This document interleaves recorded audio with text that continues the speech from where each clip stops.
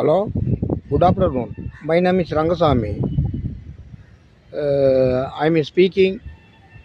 Don't drinking liquor.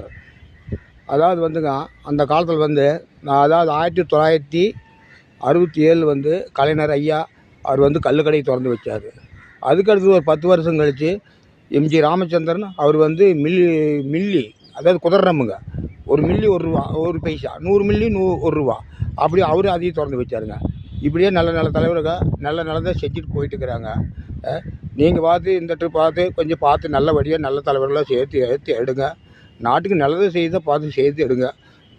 தோழர்களே, தொண்டர்களே, நான் இதைத்தான் இந்த இதில் வந்து நான் சொல்கிறேனுங்க. என்னங்க, அவங்களாம் உங்கள் அதாவது நாடு நல்லா இருக்கிறதால உங்கள் கையில் தான் இருக்குது. அது நீங்கள் பார்த்து தான் வந்து யாருக்கு என்ன பண்ணணும், எது செய்யணும் அப்படின்னு நீங்கள் தான் பார்த்து செய்யணுங்க.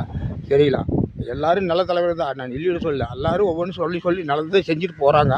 அதே மாதிரியே வர்ற தலைவர்கள் நல்லது செய்வாங்கன்னு நீங்கள் நம்பினீங்கன்னா நீங்கள் நல்லபடியாக ஓட்ட போடுங்க.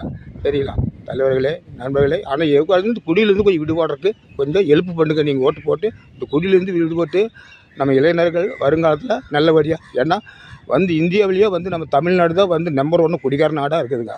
என்னங்க, இதை கொஞ்சம் நாம் தான் கொஞ்சம் மாற்றி அமைக்கணுங்க. சரிங்களா? இந்தியாவிலேயே வந்து நம்பர் 1 நாடு நம்ம நாடு தானுங்க, தமிழ்நாடு தானுங்க குடிகார நாடுங்க. ஏனுங்க, இது கொஞ்சம் பார்த்துங்க.